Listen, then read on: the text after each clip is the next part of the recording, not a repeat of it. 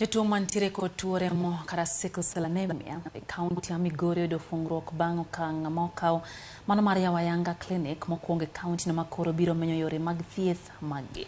Jotuo remo e kaunti ma Migori osebedo ka hawo yudo thieth e kauntis mamoko kaluwore kod onge mar kar thieth e kaunti no. Jochiw thieth e osiptal mar Rongo wacho ni koso tiego jopiny e wi tuo remo osekelo akwede mang'eny ka bende nengo mamalo mar thieth bende en achiedh nade maduong'. Kaluwore kod jatend weche mag thieth e sub kaunti mar Rongo Maurice Otieno, yawo klinik no biro konyo e tieko akwede ma jotuo mag remo osebedo ka kale e kaunti ma Migori.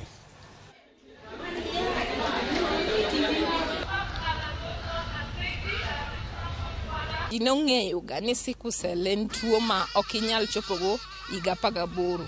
To an koro sani an ja higa 35. Tuoni ok en tuo moro manego ng'ato. Kiritori maber tinyalo bedo abeda kendo midongi ma chieng' moro ichop kata higni mang'eny. To challenge maduong' ma wan go kaka jo Sickle Cell ni yath nikech yath achiel iyudo ka seche moko kaka geng'onwa malaria iyudo ka en Sh50 achiel to nyathi oningo bed ni muonyega pile ka pile. Sickle Cell osebedo shida e Rongo ka koro wamor nikech klinik ni biro konyo ji mang'eny ok Rongo kende but county mar Migori te kata mana county mane bazwa biro benefit a Sickle Cell clinic mokel ka.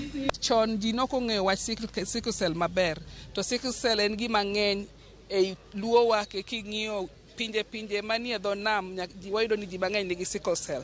Koro Klinik ni omiyo ji ofwenyo ni kare tuo ni tin miluongo ni Sickle Cell to kendo ok en tuo ni ng'ato iri bok en tuo ni dhi tho, en tuo ma ka ng'ato ni godo kiritori maber kithiedhori maber to inyalo dak mana kaka ng'ama chielo. Koro okelonwa sensitization ni wang'e ni tuo no nitie kendo en tuo minyal thiedhi. Wamor